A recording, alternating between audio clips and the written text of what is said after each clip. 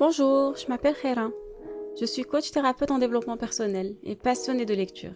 C'est d'ailleurs pour ça que je démarre cette série de podcasts, Bibliothérapie, un concentré d'enseignement pour explorer le pouvoir thérapeutique des livres. Et c'est parti pour le premier. Je ne pouvais pas commencer sans ouvrir le bal avec les 4 accords Toltec écrits par Don Miguel Ruiz.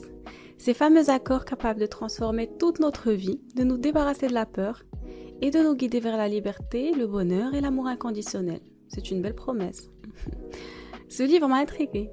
Comment est-ce que, en 140 pages seulement, et 4 accords, qui viennent d'une culture que je ne connaissais absolument pas, peuvent transformer notre vie?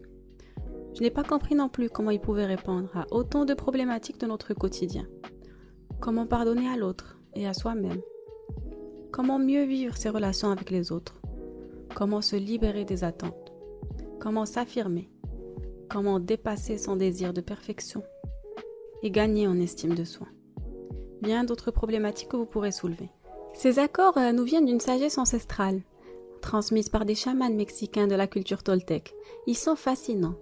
Ils ont l'air tellement simples, mais une fois appliqués au quotidien, ils sont d'une puissance surprenante.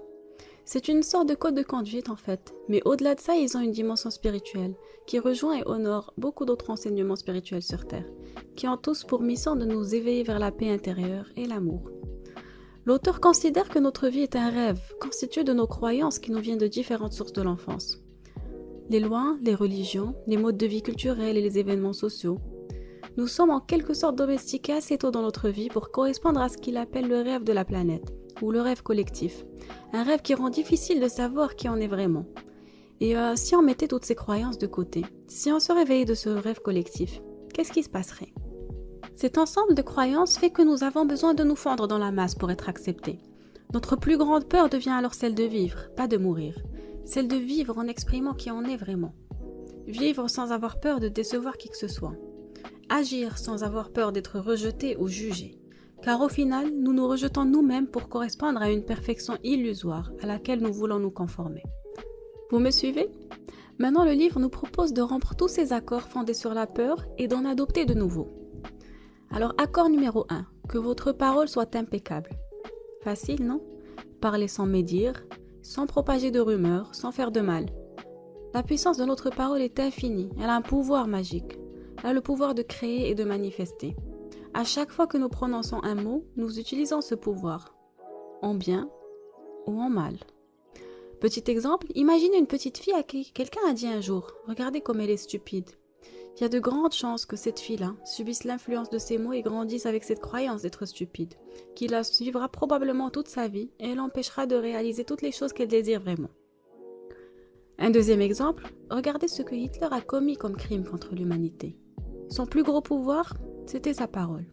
Imaginez maintenant que vous êtes avec un collègue qui vous dit « Tu as une sale tête aujourd'hui et tu as pris des kilos en trop, on dirait. » En quelques mots seulement, il vous a envoyé un poison émotionnel capable de transformer votre journée, voire plusieurs de vos journées.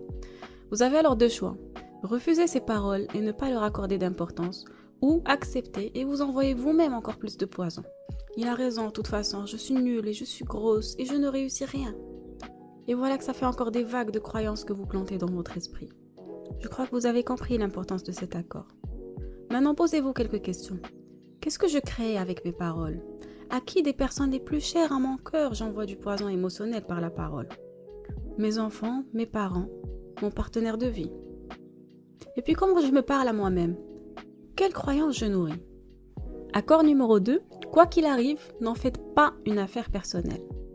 Souvenez-vous de ce collègue qui vous trouve moche. Si vous prenez ces mots personnellement, vous allez croire que vous êtes nul. Alors qu'en réalité, ce qu'une personne dit la concerne elle, pas vous. Ses actions et paroles ne dépendent que d'elle et n'ont rien à voir avec vous. Souvenez-vous aussi que chacun vit dans son propre rêve, avec ses croyances, ses critères, exigences et ses peurs. C'est sa façon de voir le monde et de vous voir, pas la vôtre. Ne vous sentez pas concerné. Si vous ne faites pas une affaire personnelle, vous êtes immunisé. Rien ne peut vous blesser. Vous êtes libéré de cette forme de souffrance. Quelle est la dernière chose que vous avez pris très personnellement et qui vous a fait souffrir ? Repensez-y, maintenant. Changez de perspective et regardez comment ça vous libère. Accord numéro 3, ne faites pas de suppositions. Je crois que cet accord est celui qui m'amuse le plus.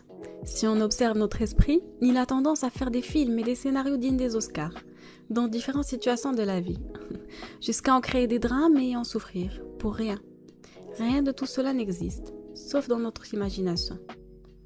Exemple, nous supposons des fois que notre partenaire sait tout ce que nous voulons.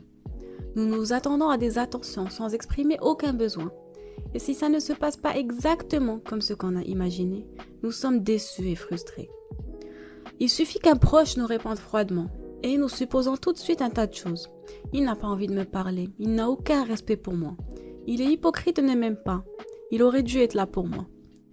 Quelle est la solution? Une communication claire. Exprimez-vous clairement. Posez des questions et vous aurez des réponses. C'est aussi simple que ça. Ça permet d'appliquer les 3 accords en même temps. Quand on fait des suppositions, on fait de tout une affaire personnelle et on l'exprime avec des paroles pas toujours impeccables. Accord numéro 4. Faites toujours de votre mieux. Celui-là est un accord qui soulage le poids de la culpabilité, libère de l'auto-jugement et apaise la conscience. Il rend aussi l'exercice aux 3 accords précédents plus accessible. Quoi que vous fassiez, faites de votre mieux, c'est tout. Mettez-y du cœur et de la présence.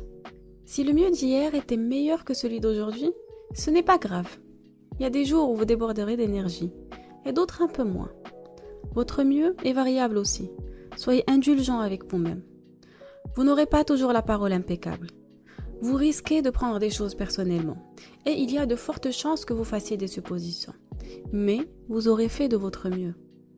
Maintenant, je vous propose de vous exercer à ces 4 accords et voyez comment ils peuvent vous mener vers la liberté personnelle. Exercez-vous continuellement. C'est la répétition qui mène à la maîtrise. Et si vous n'aimez pas ce premier podcast, je ne le prendrai pas personnellement, car j'ai fait de mon mieux pour le réaliser. Je vous souhaite une belle libération. Je vous dis à très bientôt pour un nouvel épisode et un nouveau livre.